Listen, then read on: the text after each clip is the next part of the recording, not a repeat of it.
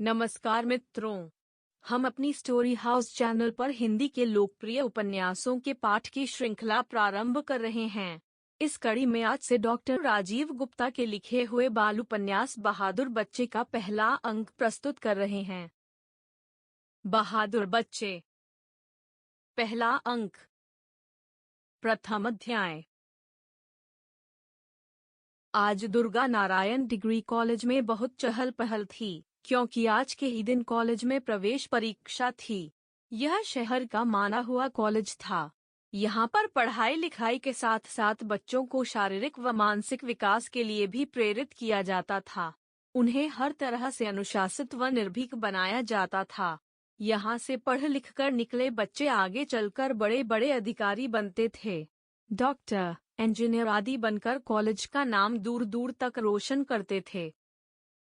यही कारण था कि हर एक अभिभावक अपने बच्चों का इस कॉलेज में एडमिशन करवाने के लिए लालायित रहता था, क्योंकि कौन माँ बाप नहीं चाहता कि उसका बच्चा पढ़ लिख कर एक अनुशासित एवं सफल व्यक्ति बने। रमेश भी आज यहाँ प्रवेश परीक्षा देने आया था।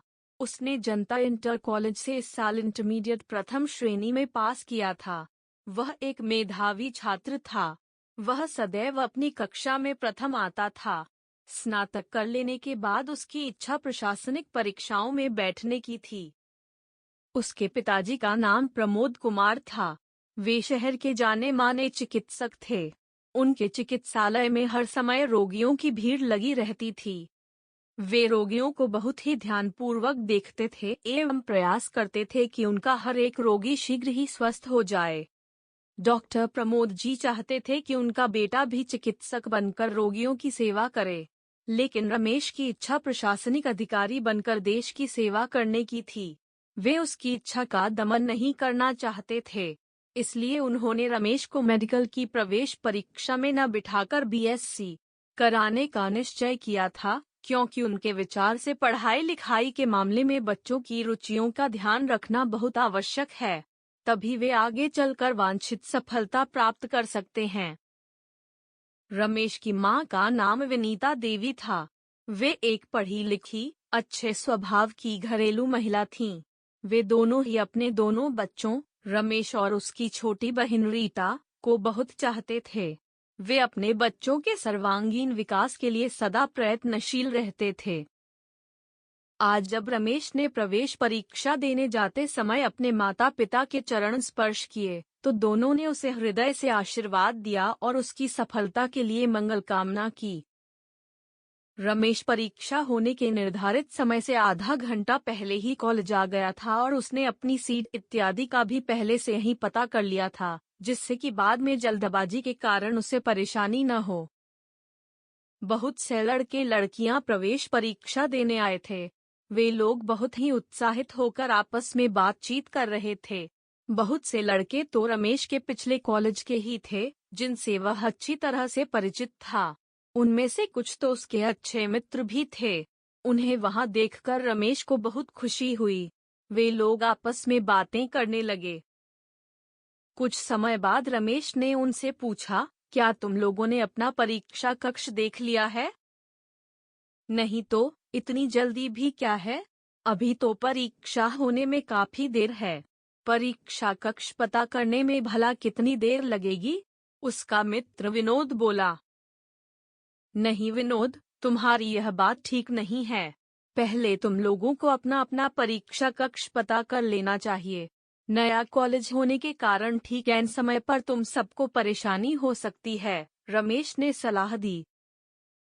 तब कुछ लड़कों ने उसकी बात का समर्थन करते हुए कहा, रमेश बिल्कुल ठीक कह रहा है। हम सबको सबसे पहले अपना परीक्षा कक्ष व सीट मालूम कर लेना चाहिए।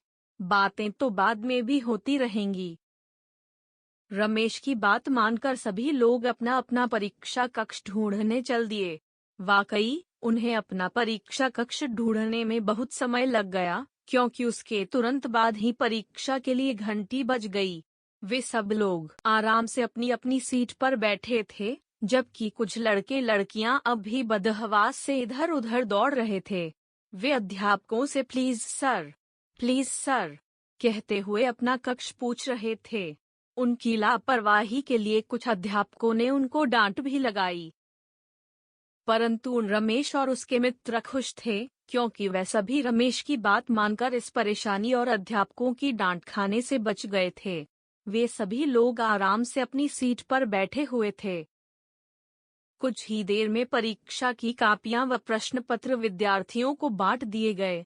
प्रश्न पत्र में इंटरमीडिएट के स्तर के सभी विषयों से संबंधित छोटे छोटे 100 प्रश्न थे, जिन्हें 3 घंटे में हल करना था। फिर इस परीक्षा में आए अंकों के आधार पर ही मेरिट लिस्ट बननी थी। उसी के अनुसार विद्यार्थियों को इस कॉलेज में प्रवेश मिलना था। 3 घंटे बाद जब रमेश परीक्षा देकर अपने कक्ष से बाहर निकला, तो वह बहुत खुश था, क्योंकि उसने लगभग सभी प्रश्नों को सही सही हल कर लिया था और उसको विश्वास हो चला था कि उसका प्रवेश इस कॉलेज में अवश्य ही हो जाएगा। अगले सप्ताह ही इस परीक्षा के आधार पर उत्तीर्ण हुए विद्यार्थियों के नाम की सूची कॉलेज के सूचना पट में लग जानी थी। दूसरा अध्याय। घर पहुंचकर जब रमेश ने अपने मम्मी पापा को बताया कि उसकी प्रवेश परीक्षा के प्रश्न पत्र बहुत अच्छे हुए हैं, इसलिए अवश्य ही उसका admission Durga Narayan degree college में हो जाएगा, तो उसके मम्मी पापा बहुत खुश हुए। प्रमोद जी ने कहा कि बीएससी में एडमिशन हो जाने के बाद वे उसे इंटरमीडिएट की परीक्षा प्रथम आने के उपलक्ष्य में एक स्कूटर खरीद देंगे। यह सुनकर वह खुश हो गया। हालांकि वह अक्सर अपने पिताजी का स्कूटर चलाता रहता था, परंतु अपना अलग स्कूटर होने की कल्पना से ही वह झूम उठा। उसे याद आया कि हाई स्कूल की परीक्षा प्रथम श्रेणी में उत्तीर्ण करने पर भी उसके पिताजी ने उसे एक सुंदर सी घड़ी उपहार स्वरूप दिलवाई थी, जो अब भी वह बड़े शान से बांधता है। यूं तो डॉक्टर साहब फिजूल खर्ची के खिलाफ थे, परंतु समय समय पर वे अपने बच्चों की सफलता पर उन्हें उपहार देना उचित समझते थे। उनकी समझ में इस तरह से प्रोत्साहित करने से बच्चे दूने उत्साह में आकर बड़ी लगन से परिश्रम करते हैं।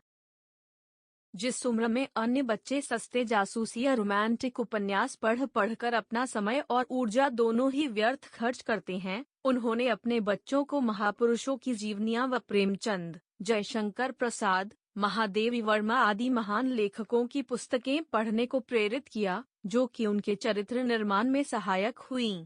इसलिए वे बहुत ही अनुशासित थे और अपने बड़ों व अध्यापकों का सदैव सम्मान करते थे।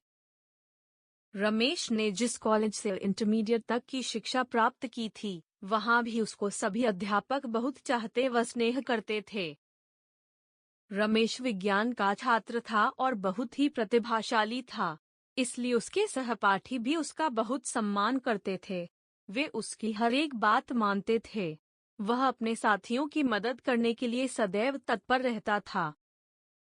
अगले सप्ताह जब रमेश कॉलेज गया, तो लिस्ट में अपना नाम देखकर बहुत खुश हुआ। वह इस बात से भी खुश था कि उसके कुछ अन्य मित्रों को भी इस कॉलेज में प्रवेश मिल गया था। इस कारण अब उसे इस नए कॉलेज में अकेलेपन का एहसास नहीं होगा। जिन छात्र छात्राओं का नाम लिस्ट में था, उन लोगों के लिए यह सूचना थी कि वे सभी लोग एक सप्ताह के अंदर अंदर एडमिशन फीस जमा करके कॉलेज में एडमिशन ले लें। बहुत से छात्र छात्राओं को इस कॉलेज में प्रवेश न मिलने के कारण निराश लौटना पड़ा था।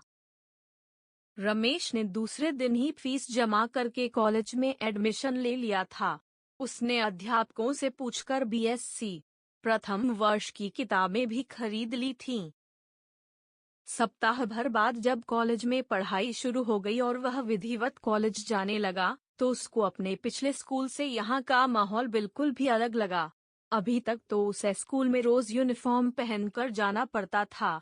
यूनिफॉर्म न पहनकर जाने या यूनिफॉर्म गंदी होने पर उसे अध्यापकों की डांट तक खानी पड़ती थी या जुर्माना देना पड़ता था। वहीं इस डिग्री कॉलेज में यूनिफॉर्म आदि का कोई भी बंधन नहीं था। यहाँ पर सभी छात्र छात्राएं अपने अपने मनपसंद रंग बिरंगे व विभिन्न फैशन के कपड़े पहनकर आने के लिए स्वतंत्र थे।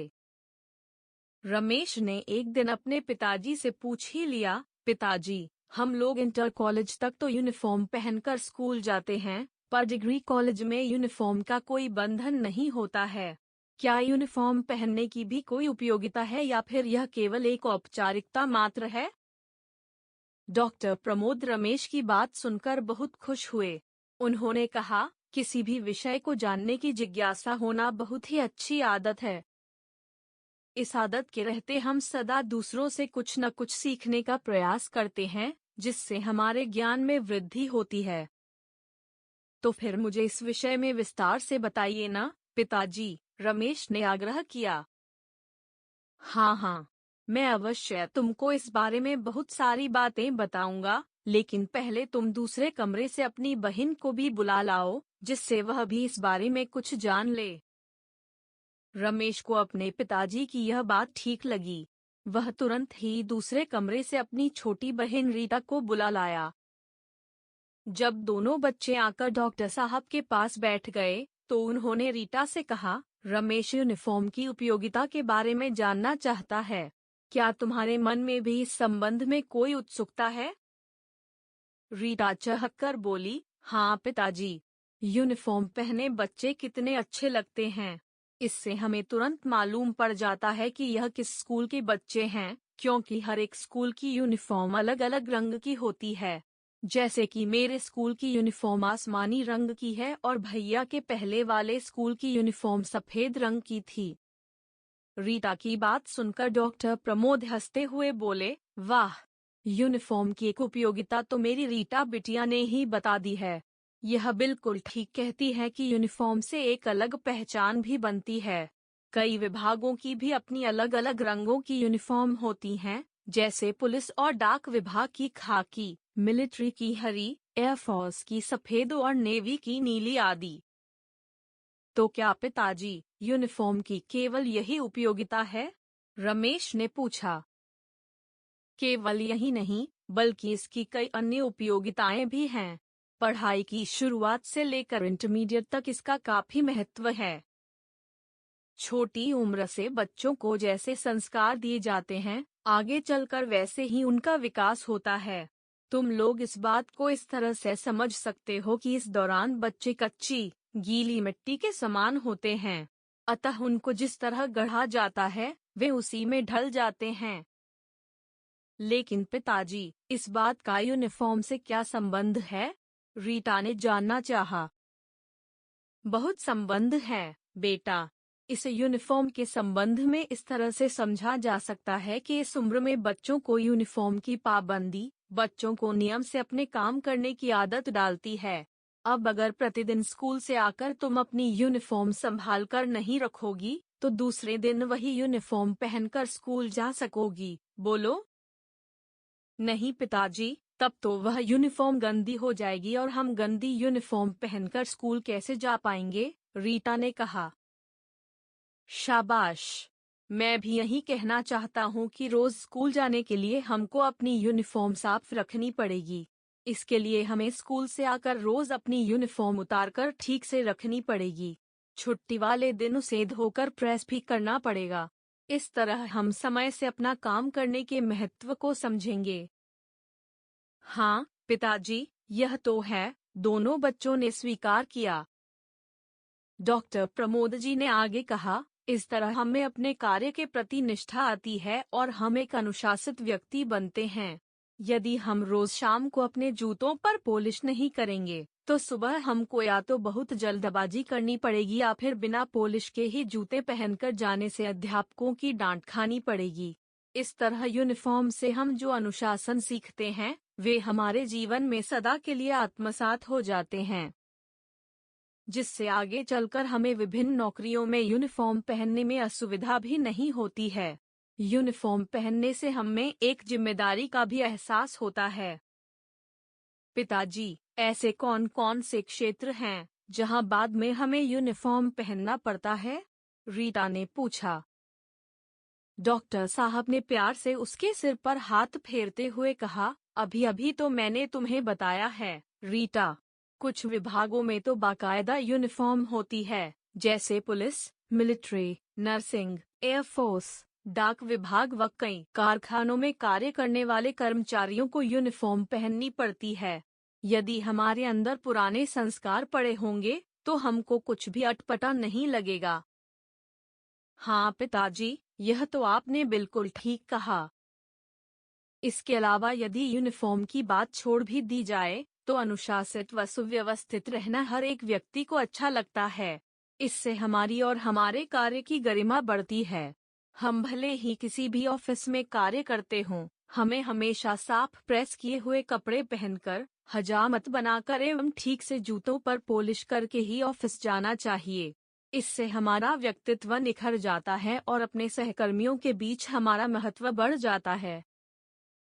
दोनों बच्चे बड़े ही ध्यान से उनकी बातें सुन रहे थे। उन्हें लग रहा था कि पिताजी बिल्कुल ठीक कह रहे हैं। इसके अलावा यूनिफॉर्म पहनने का एक महत्वपूर्ण पहलू और भी है। वह क्या, पिताजी? दोनों बच्चों की उत्सुकता बढ़ गई। यह बात बहुत छोटे छोटे बच्चों को लेकर अधिक महत्वपूर्ण है। ये नन्हे मुन्ने बच्चे तन मन से बहुत ही कोमल होते हैं। किसी भी स्कूल में पढ़ने वाले ये बच्चे विभिन्न घरों से आते हैं, जिनका आर्थिक व सामाजिक स्तर एक समान नहीं होता है।